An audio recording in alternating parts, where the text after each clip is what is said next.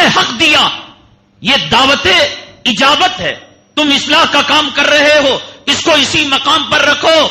جیسے وضو کے اندر کوہنیوں سے اوپر نہیں بڑھا سکتے, یقیناً اچھا کام ہے, ہم اس کو برا نہیں کہتے, لیکن اس کو مقام بڑھا کر پیش کرنا یہ نبیوں کا کام ہے.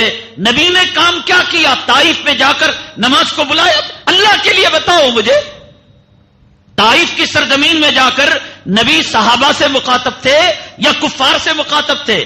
نبی کو شیب ابی طالب میں جو باندھا گیا, کیا نماز کو بلانے سے باندھا گیا یا بتوں کی دعوت روکنے کی وجہ سے باندھا گیا؟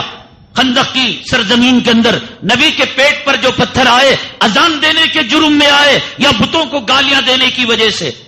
پوری وہ دعوت جو دعوت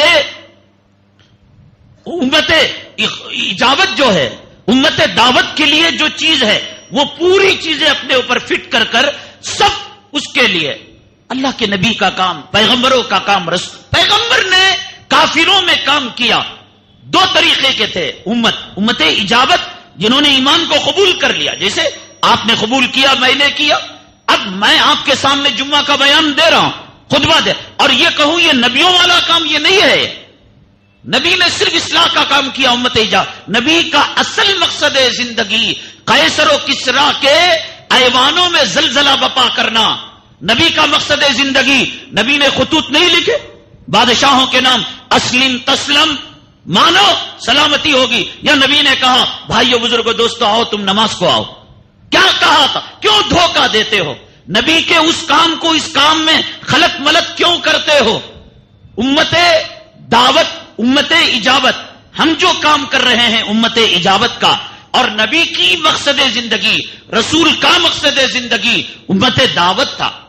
نبی کو جو کہا گیا یا ایھا الرسول بلغ ما انزل الیک من ربک, اے پیغمبر آپ پہنچائیے. کسے پہنچائیے؟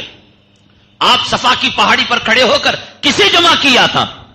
ابو بکر صدیق کو, عمر, ایک ایک بات اللہ سے ہدایت مانگو.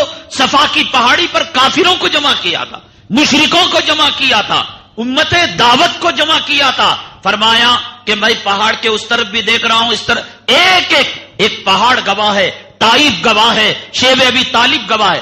اب جیسے اہل حدیث کیا کرتے, محدثین کی جو تعریف ہے اس تعریف کو اٹھا کر اپنے اوپر فٹ کر لیتے ہیں کہ محدث کا مقام یہ درجہ, کہتے ہیں کہ دیکھو اہل حدیث کا مقام یہ درجہ.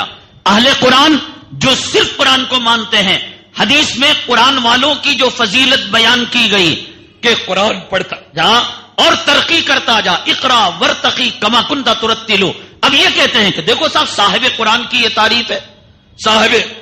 تو ایسے ہی یہ گنجڑ جماعت والے اس دعوت اجابت کو, دعوت اجابت پر دعوت امت کو لا کر فٹ کر کر امت کو دھوکہ دیتے ہیں.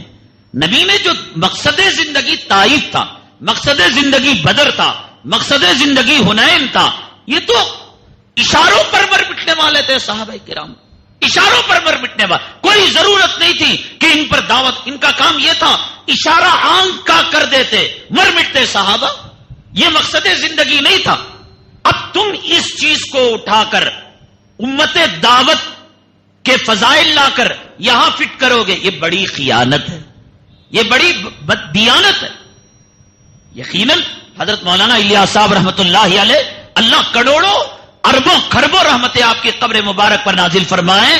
جناب محمد رسول اللہ صلی اللہ علیہ وسلم کے اشارے پر آپ نے کام شروع کیا, لیکن جیسے حضرت عیسیٰ نے توحید کا ڈنکا بچایا اور عیسائیوں نے اس راستے کو موڑ دیا, تو حضرت مولانا الیاس صاحب نے جب ہمیں پانی دیا تھا وہ پانی صاف ستھرا تھا, ہم نے اپنے خواہشات ملائے.